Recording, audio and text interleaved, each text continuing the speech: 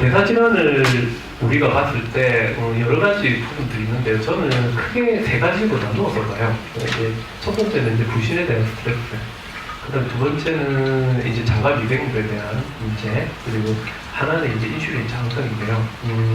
크게 이 세 가지를 두고 뿌리 원인이 뭐냐 이렇게 생각을 한다면 저는 이제 그 사람들마다 다 다르다고 봐요. 이제 이런 것들이 계속 있으면 이제 호르몬 불균형도 나타날 거고 여러 가지 다른 문제들이 생길 거예요. 그런 건 이제 혹시나 기회가 되면 다음에 말씀드리고, 스트레스가 많아서 안 걸린다는 이야기 들어보셨죠?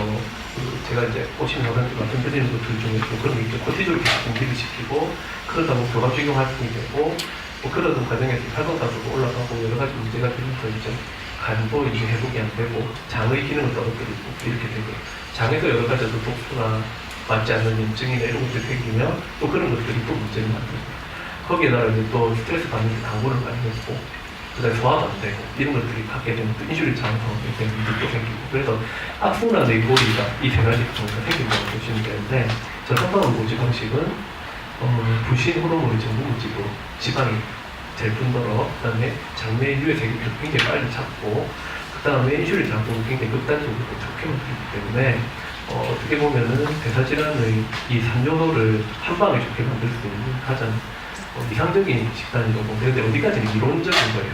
이론적인 거고, 실제는 제가 겪어보는 거는 조금 이따 제가 말씀을 드리고요.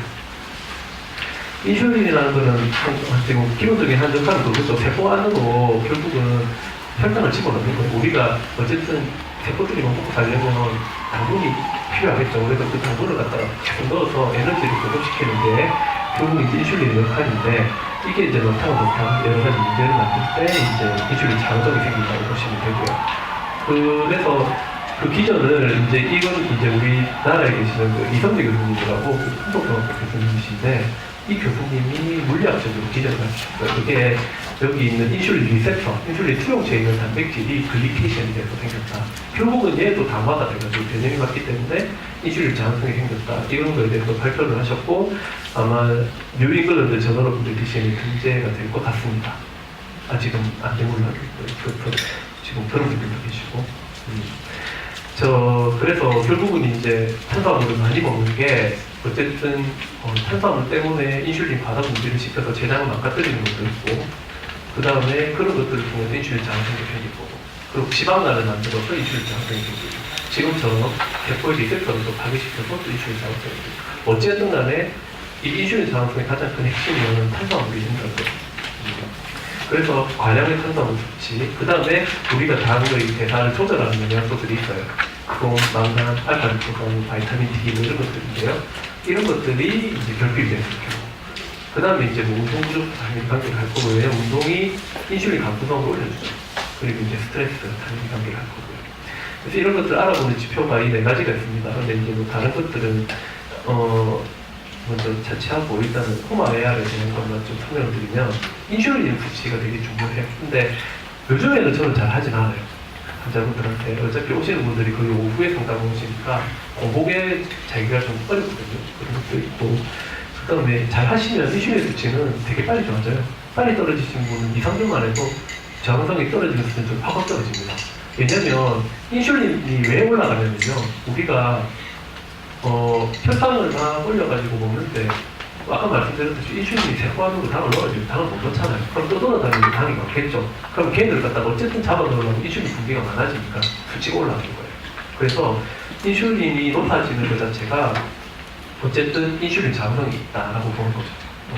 그리고 이제 그 다음에 그래서 우리가 뭐 각각의 기준 따라 다 다른데요. 보통은 공복 인슐린 기준 이상으로 10, 그 다음에 이제 12시간을 입장에서 받을 때는 25 이상의 인슐린 저항성을 보고요. 머콜러 박사님 같은 경우는 거의 3 이하까지 인슐린을 충전한다고 이렇게 얘기를 하세요. 근데 저는 뭔가 머콜러 박사님 말씀은 반은 듣고 반은 안 받는, 네, 제가 볼 때는 반은 너무 맹신하면 좀 안 좋은, 좀 그런 입장에서. 왜냐면 너무나 낮게 유지를 했을 때 좋은 점은 그때 당시에는 느끼는데요. 그게 조금 리바운드 같은 게 좀 생기는 것 같아요. 오랫동안 식단을 하시는 분들한테 봤을 때. 그래서 탄수화물을 너무 극악하게 제한하는 것보다는 적당한 수준으로 제한을 해서 끌어가는 게 저는 조금 더 자연스럽다고 보고요. 물론 뭐 당뇨 환자들이나 뭐 암 환자들이나 그리고 살을 빼야 하는 뭐 체중 감소 환자들이나 이런 환자들은 또 좀 타이트하게 해야 될 필요가 있겠죠. 그 다음에 그리고 나서 이제 인슐린을 보면은 여기 보시면 단식을 했을 경우에 3일부터 바로 인슐린 수준이 떨어집니다. 그러니까 이제 케토제닉 다이어트 하고 있는 상황에서 케톤이 나오면은 인슐린을 측정해 보면 낮게 나오겠죠. 대부분 다 낮게 나옵니다. 그래서 큰 의미가 없고요. 실제로 이제 보면은 요거는 이제 아이브큐민 커미스라고 제프리 거버쌤이랑 거의 단짝처럼 다니지는데 이게 리서치 쪽에 대가십니다. 그래서 이분이 굉장히 많은 논문을 쓰고 계시고요. 저기 보시면은 인슐린이 낮은 사람들하고 인슐린이 높은 사람들하고 비교를 했더니 어떤 심질환이라든지 암이라든지 당뇨라든지 이런 부분들에 대한 리스크가 확실히 인슐린하고 많이 관계가 있다는 거죠. 이때까지는 우리가 뭐랑 관계가 있다고 했어요?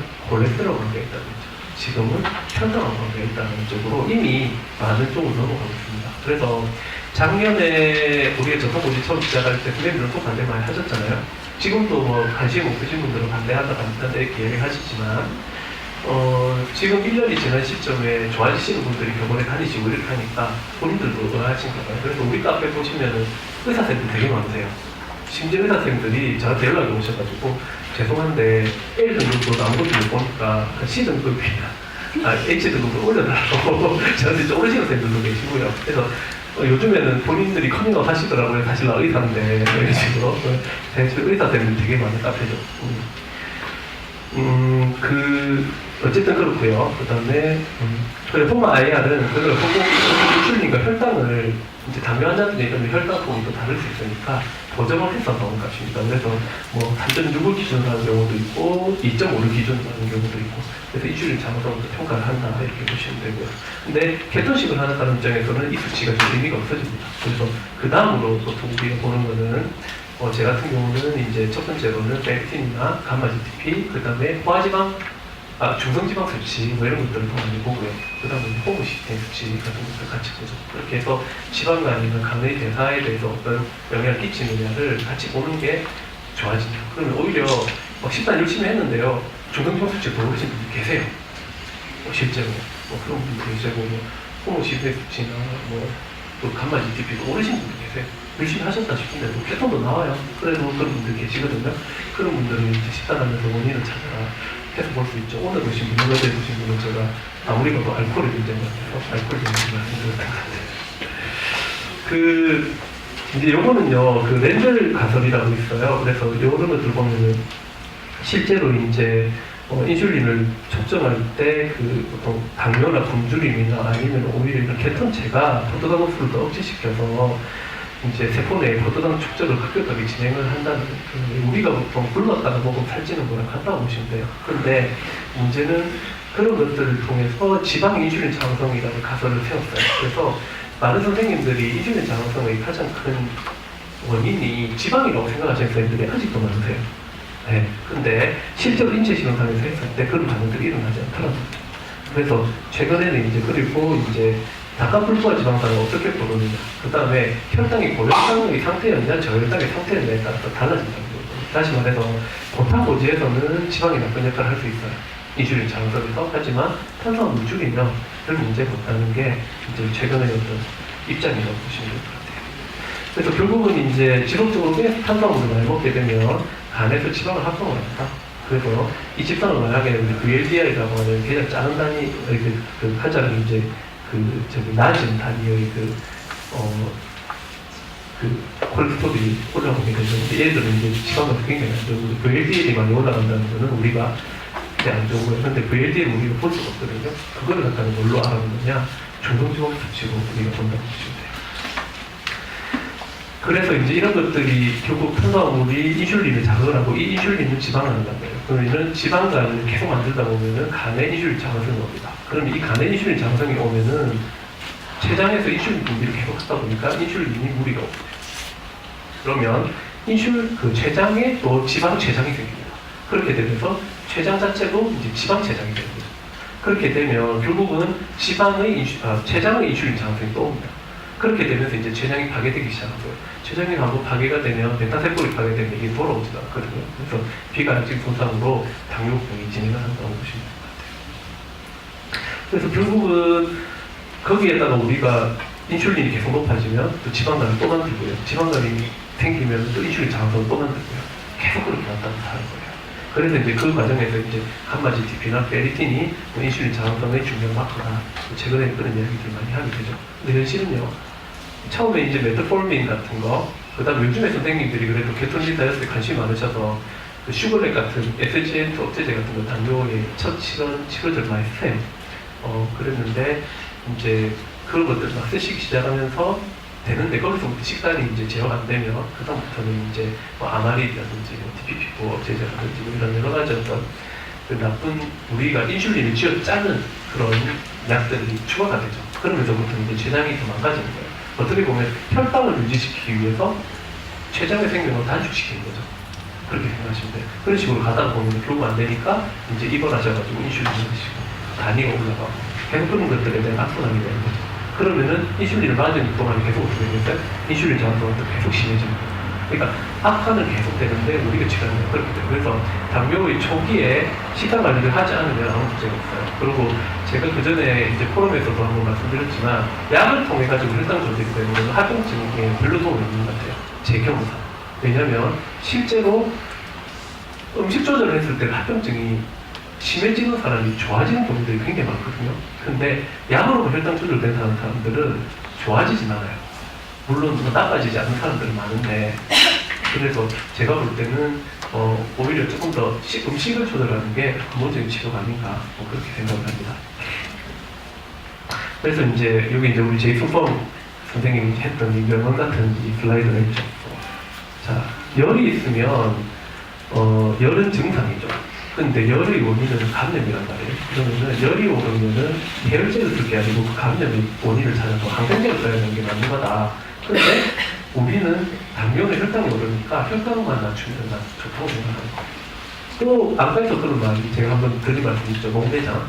농내장도 정상화한 농내장이 대부분이에요. 우리나라 농내장은. 그럼에도 불구하고 안암을 이를 떨어뜨려야지 시아봉 사상의 그 진행을 10% 낮출 수 있다고 무조건 안암만 떨어뜨려요.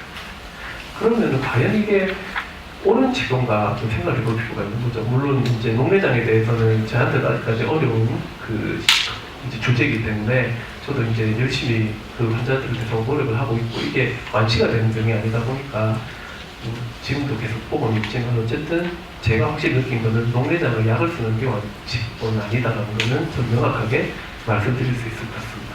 그래서 실제로 미국 같은 경우는 화지방에 대해서는 조금 아직 우려를 많이 하지만 실제로 저기 저탄수화물 음식에 대해서는 어느 정도 인정을 하고 있어요.